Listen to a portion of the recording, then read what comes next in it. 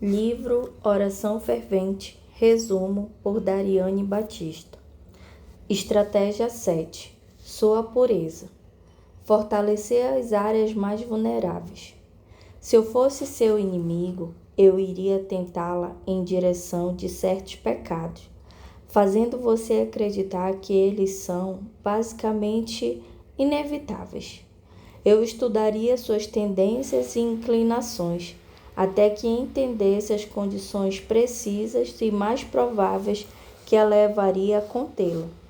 E então atacaria bem ali, de novo e de novo, até desgastá-la, porque eu não posso separá-la de Deus para sempre. Pelo menos eu posso colocá-la em desacordo com a sua vontade por enquanto. Não toque nisso, você não sabe onde isso esteve. Eu já disse isso para 3 filhos milhares de vezes. Pergunto-me quantas outras crianças pequenas teriam ouvido seus pais dizerem algo semelhante, normalmente enquanto brincam no pátio ou na área ou na escolinha, por curiosidade e anti-higiênico do seu filho ou sua filha. Isso para uma mãe é questão de precaução. Eu sei que eu não sou a sua mãe, mas eu penso em você como uma amiga. E quando se trata das mais atraentes tentações estratégicas do inimigo contra você e contra a sua pureza, eu espero que você imagine como um botão chegando rápido à sua visão periférica, chamando-a em voz urgente com os braços frenéticos, dizendo: não toque nisso, porque ambas sabemos exatamente onde isso esteve. Apenas sentada ali, observando a situação e a sujeira, essa tentação atraente que mexe com a curiosidade desperta o interesse de inclinações pessoais. A mente doente do diabo a manhã inteira, a semana toda e todo o ano talvez, colocando em você essa tentação de tocar aonde não pode. Crueldade e conspiração, esperando o momento exato em que você, mais enfraquecida e insustentável aos ataques dele. Mas depois que ele faz uma limpeza para mostrar uma boa aparência, colocando à vista, você pensaria nisso como a mais brilhante e mais desejável satisfação que já sentiu? Claro que não. Pensaria: meu Deus, como pude fazer isso? O compromisso moral, o hábito não saudável, o vício sedutor, o fascínio pela impureza sexual. Você acha que a sua incrível capacidade de aparecer quando você por um acaso estiver esgotada, com fome ou solitária, é apenas uma coincidência? Você não detecta algum projeto em operação na apresentação, na embalagem ou no momento oportuno? Então preste atenção no que vou lhe dizer. Olhe para o que sabemos sobre a tentação de Cristo por Satanás em Mateus 4. O diabo veio ao deserto, onde Jesus vinha jejuando por 40 dias. O momento em que estava fisicamente falando, o Senhor estava com fome, sozinho, cansado e esgotado. Que a melhor ocasião e situação para se fazer uma sugestão, hein? Não é verdade? Quando ele estava fragilizado, aparentemente, né? Porque não estava. Quero dizer, eu não sei sobre você, mas deslize um pão quente em minha direção, coberto com uma boa manteiga, e já posso me considerar um caso perdido, mesmo quando eu não estou com fome. Mas essa é a maneira como o inimigo age: precisão, personalização e persistência. Ele está sempre esperando pelo que o Evangelho de Lucas descreve como ocasião oportuna. O momento em que uma tentação bem colocada é mais provável que seja irresistível. Então volto a perguntar: as tentações do diabo Às vezes que ele escolhe personalizar para você é coincidência, aleatório ou apenas um caso? Pare e veja o que está acontecendo.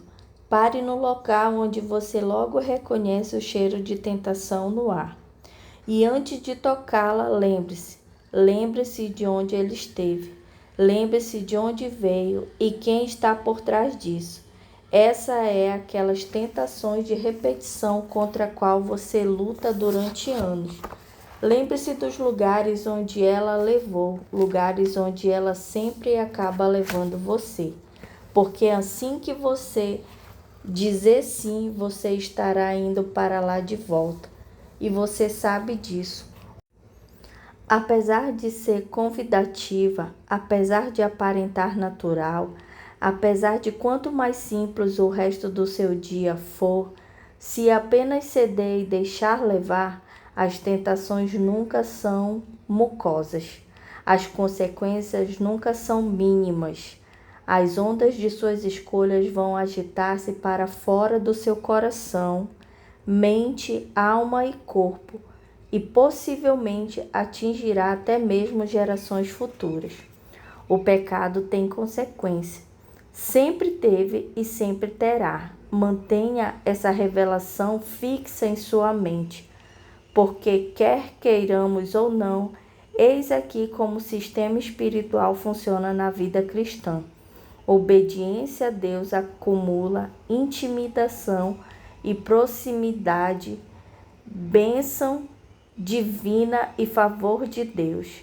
Então escolha obedecer. Por isso vou repetir de novo. Obediência a Deus acumula intimidade e proximidade, bênção divina e favor de Deus. Sempre. Já a desobediência cria uma sensação de distância, perda, sofrimento e arrependimento. Vou repetir novamente. Já a desobediência cria uma sensação de distância, perda, sofrimento e arrependimento sempre. Às vezes, as consequências de ceder à tentação são práticas e tangíveis, mudando sua experiência diária, bastante drástica em certos casos, chegando a mudar fundamentalmente o resto da sua vida. Mas não importa o quão imediatamente seja a consequência, o efeito em cascata do pecado sempre afeta a conexão com o Pai. E isso é exatamente o que o inimigo está esperando. E é por isso que ele é tão personalizado e meticuloso em seu favor, em seus avanços para tentá-los. A impureza enfraquece a sua oração, quer por sua vez enfraquecer o seu poder. Quando nossas vidas não estão alienadas com o ensino das Escrituras e obra transformadora do Espírito de Deus, quando estamos resistindo à sua sábia e amorosa instrução em relação ao nosso estilo de vida e atitude, nossos aposentos de oração começam a parecer com quartos com isolamento sonoro. A nossa armadura espiritual assemelha-se ao plástico pintado de um kit de seção de brinquedos de uma livraria cristã. A energia que esperamos que as nossas orações acessem e gerem ficam momentaneamente sufocadas e entra em um curto. Nós comprometemos o sistema, nós criamos gargalo. Estamos com vazamento de óleo, vazando poder. Nós acabamos, em termos práticos, como o homem de coração instável do livro de Tiago do Novo Testamento, onde a Bíblia diz: não pense tal homem que receberá alguma coisa do Senhor. O homem indeciso é instável em todos os seus caminhos.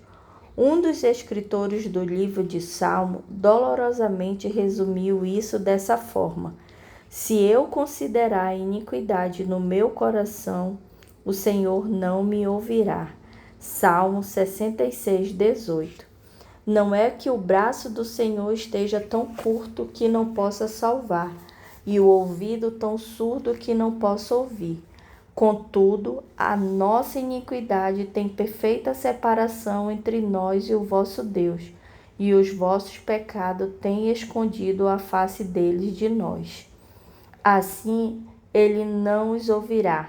Isaías 59, do 1 ao 2. Separação. Isso é pecado. Isso é que cria. É por isso que o inimigo está determinado a elaborar tentações para nossas vidas. Ele sabe que a oração eficaz e fervente, que Tiago 5,16 diz, pode muito, contém parâmetro. As orações que têm poder vêm de uma pessoa que busca viver justa. Sim, justiça imposta. É por isso que você e eu devemos deliberadamente criar estratégia em oração para a proteção contínua e diária de nossa pureza. A oração nos mantém em guarda com o nosso radar espiritual sensível ao estratagemas do inimigo e os seus atrativos inteligentes. Sem esse contato estreito com o Pai, ficamos convencidas de que o nosso comportamento descuidado, nossas decisões, nossos hábitos e nossa percepção geral que se qualifica como entretenimento, que vale a pena, estão de alguma forma ok, ou seja, não é tão ruim. No entanto, durante todo o tempo, as opções de impureza cuidadosamente elaboradas pelo inimigo desgastam as nossas reservas e eficácias espirituais.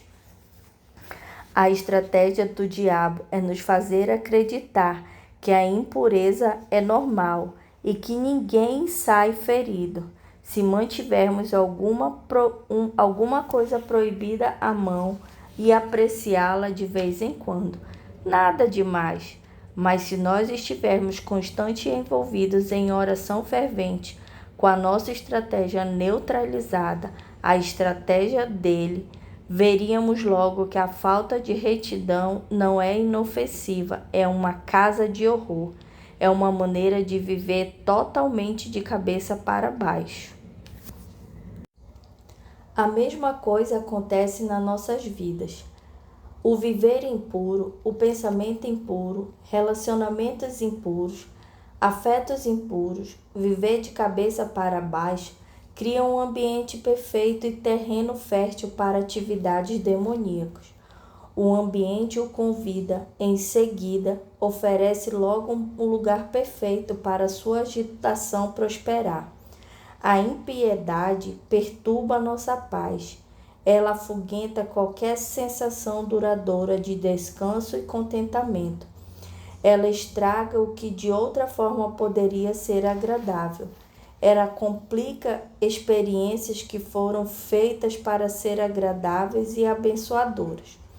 Não podemos conscientemente criar esse tipo de ambiente, o tipo que convida o diabo para sentir-se em casa e, em seguida, culpar Deus pela sensação de distância que sentimos dele. Devemos levar uma vida justa e reta enquanto nos comprometemos a orar ferventemente. E assim vamos reconhecer os estratagemas do inimigo no momento que eles aparecerem. Porque não só na nossa oração desvia o inimigo, mas a nossa pureza também desvia o inimigo. Deus chama para a pureza, porque Ele quer que o seu coração esteja protegido e em repouso, para que o diabo não as tente com suas intenções. Deus quer que você esteja cheia de poder, confiança e vitalidade espiritual. Ele quer você livre para abençoar e encorajar os outros, para receber, celebrar sua bondade, para se tornar guerreira de oração com poder explosivo de uma dinamite de modo que Satanás simplesmente odeia até ouvir o barulho de vapor da sua cafeteira pela manhã. Isso não significa que você vai fazer nada de errado novamente. Nós fomos construídos para isso. Ainda não. Vestígios de pecado ainda se escondem nos cantos e recantos da nossa carne, e eles são fragmentos atraídos para o fascínio da tentação. Até o apóstolo Paulo admitiu a luta. Não entendo, disse ele, pois o que eu quero, isso não faço, mas o que eu odeio, isso faço. Romanos 7,15. Pois o querer estar presente em mim, mas o executar do bem eu não encontro. Verso 18. Rapaz, sinceramente entendo você, porque sofremos tentações e às vezes não queremos fazer, mas caímos em tentações. A pureza nos leva à oração e a oração nos leva à pureza.